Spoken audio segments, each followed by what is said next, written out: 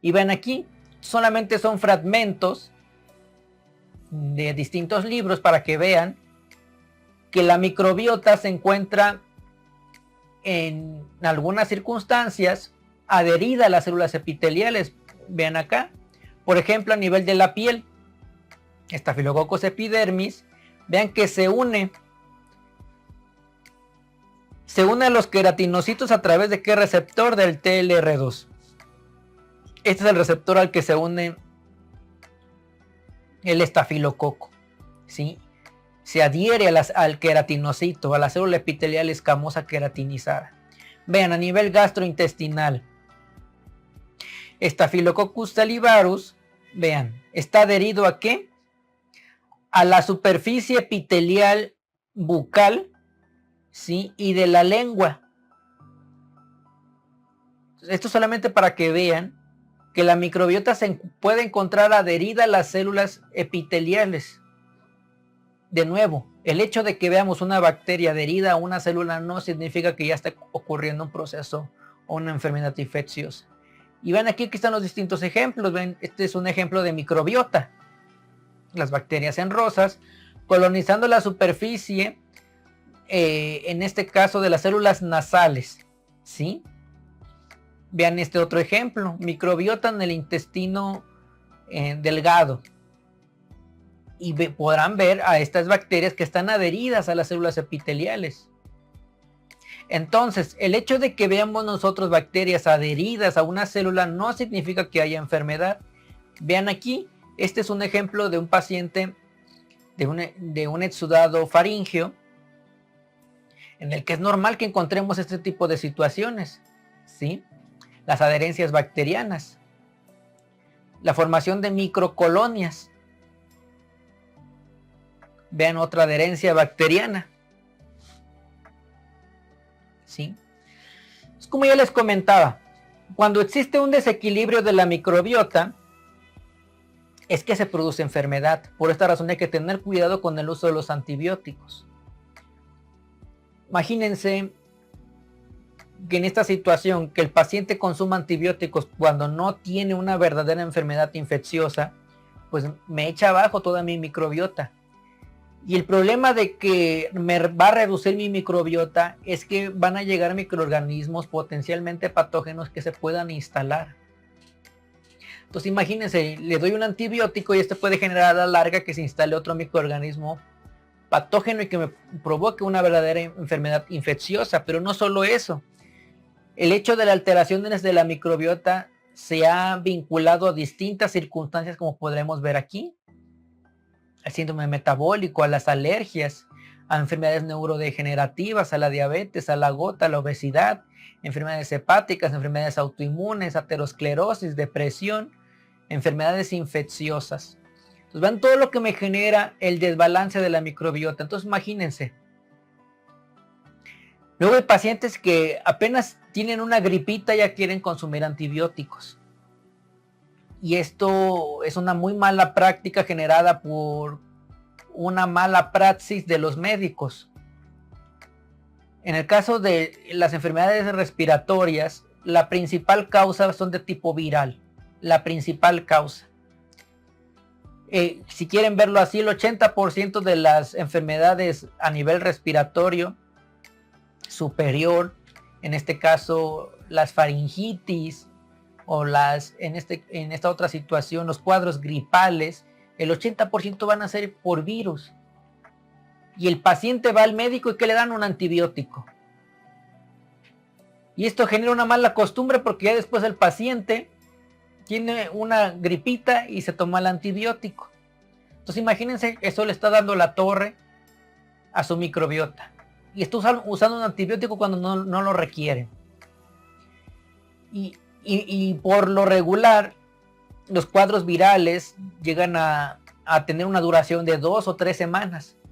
Entonces el paciente empieza a tomar un antibiótico y la enfermedad viral o el cuadro gripal desaparece. Y el paciente cree que fue por el antibiótico, pero no. Fue por el proceso de la enfermedad que ya está designado que va a durar de 2 a 3 semanas por mucho. ¿Sí? ¿Cuál serían las únicas circunstancias en las que, por ejemplo, a nivel del aparato respiratorio superior ameritaría un antibiótico cuando es una faringitis por un estreptococo? Y para allá no se debería dar un antibiótico. Sin embargo, si ustedes van al médico, o van y le preguntan al médico cuántas veces receta un antibiótico por un cuadro respiratorio superior, casi en todas. Casi todos los pacientes que le llegan le va a dar un antibiótico. Y ni lo amerita. ¿Sí? Por esta razón, de nuevo, hay que tener cuidado con esta circunstancia. ¿Sí? A veces lo vemos de broma y cuestiones por el estilo, pero ya cuando tenemos una verdadera enfermedad infecciosa por un microorganismo multiresistente que ya no sabemos qué antibiótico darle al familiar, es ahí cuando ya vemos que esto se generó por todo este mal uso que hemos llevado del uso indiscriminado de los antibióticos. Entonces ven aquí. Estos son los pasos que nos conducen a una enfermedad infecciosa. ¿Sí? Ya vimos un poquito de la microbiota y lo que puede generar el desbalance de esta microbiota. Ahora vamos a ver el proceso infeccioso. En este caso, vean que son distintos pasos o distintos eventos que deben de ocurrir que para que en este caso se conduzca a una enfermedad infecciosa. Lo primero, la transmisión. En este caso, los distintos microorganismos van a tener, puede que tengan diversas rutas para poder ingresar al huésped o que solamente tengan una, y ya sabemos cuáles son los mecanismos de transmisión. Puede ser por mecanismos aéreos, por el uso de fómites, por la alimentación, en este caso de forma vertical, por diversas circunstancias, como ya nosotros conocemos, pueden llevarse a cabo la transmisión de estos microorganismos. Una vez que el microorganismo ha llegado a nosotros, el segundo evento que debe de ocurrir es la adhesión. ¿Sí? En este caso, que se adhiera al sitio donde ha llegado. Este es el segundo paso que debe de ocurrir. Existen dos tipos de adhesiones. Hay adhesiones que son no específicas, y estas que no son específicas son reversibles. Eso significa que entonces que el microorganismo se puede adherir, pero también se puede liberar de la célula. Y hay otros que son específicas y que son irreversibles. ¿Cuál es la diferencia entre una y otra? Que por ejemplo en el caso del primer grupo participan uniones de tipo electrostático, ¿no? En el segundo grupo participan moléculas de adhesión, como lo son los pilis, las fimbrias, las adhesinas, la producción, por ejemplo, de cápsula. Estas son específicas porque ya se adhieren de forma específica a la célula, y el hecho de que se puedan desprender ya es un poquito complicado, ¿sí? Porque ya es irreversible, como lo menciona aquí. Entonces, como les comentaba hace rato, los patógenos se deben de adherir a las células para que puedan generar un proceso infeccioso. Pero recuerden que también la microbiota se adhiere. Entonces no hay que caer en la idea errónea, de nuevo, de que si vemos una adherencia ya significa patología. No, porque también la microbiota lo hace. Ahora, si el microorganismo no se adhiere, el proceso infeccioso no va a ocurrir. Tiene que adherirse sí o sí a las células para que pueda ocurrir el proceso infeccioso o la enfermedad infecciosa. Ahora, el siguiente paso, ¿cuál es? Una vez que ya se adhirió a las células epiteliales, va a empezar a colonizar, se va a empezar a reproducir para colonizar el lugar. Ese sería el segundo paso. Sin embargo, en este paso de la colonización, no está provocando daño al tejido, ¿sí? No hay signos, no hay síntomas, ¿ok? Empieza entonces a colonizar, a reproducirse, a ganar más espacio, y el problema empieza en el siguiente nivel, cuando empieza a invadir, cuando empieza a destruir a las células epiteliales para poder ingresar o para poder obtener nutrientes a partir de la lisis de esas células. En este punto 4 o en este nivel es cuando se generan los signos y síntomas, y es cuando le conocemos que es una enfermedad infecciosa. Es hasta este punto cuando hay signos y síntomas y cuando se requiere el tratamiento.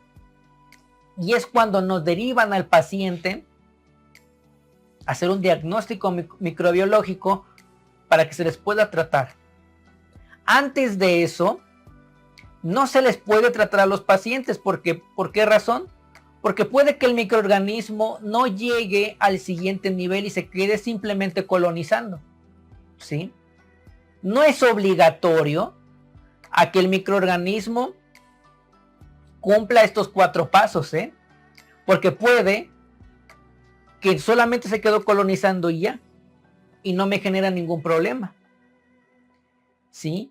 O puede que llegue al siguiente nivel y es que empieza a invadir y a generarme problemática. Ahora,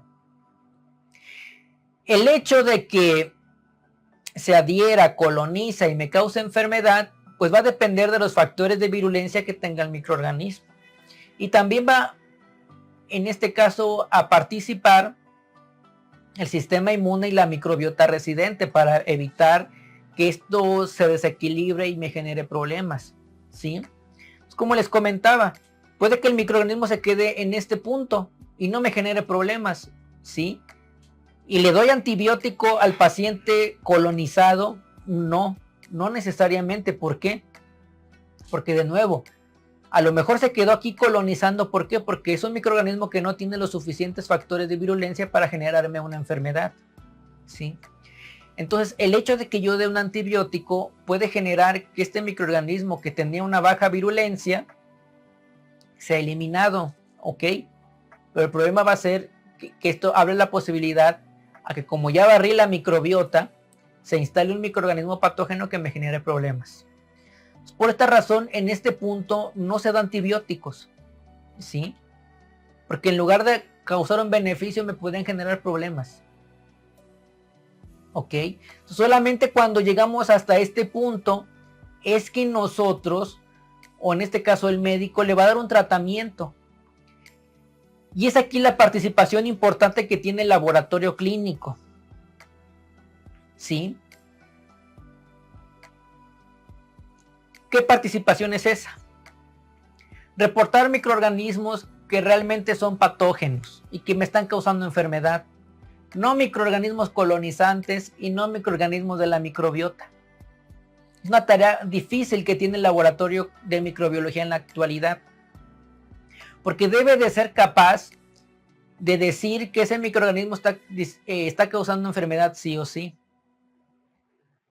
¿Por qué? Porque, como les comentaba, el hecho de que sea una colonización o que sea la microbiota, pues es muy complicado que yo la pueda diferenciar.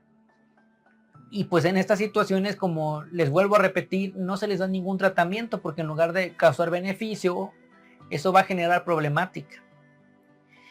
Y es aquí algo muy importante, entonces, que yo debo de tener a la mano para realizar un buen diagnóstico microbiológico. Y es tener conmigo la información de los signos y síntomas del paciente. De verdad que, como han visto a lo largo de este módulo, que les he hecho mucho hincapié en que deben de solicitar esa información. De verdad que en la actualidad no existe justificación para que ustedes digan que el paciente no se las da. ¿sí? Deben de pedirla sí o sí como requisito para hacer una buena correlación, para realizar una buena fase posanalítica y ver si todo se está correlacionando con lo que está padeciendo el paciente. Porque si no, estoy a ciegas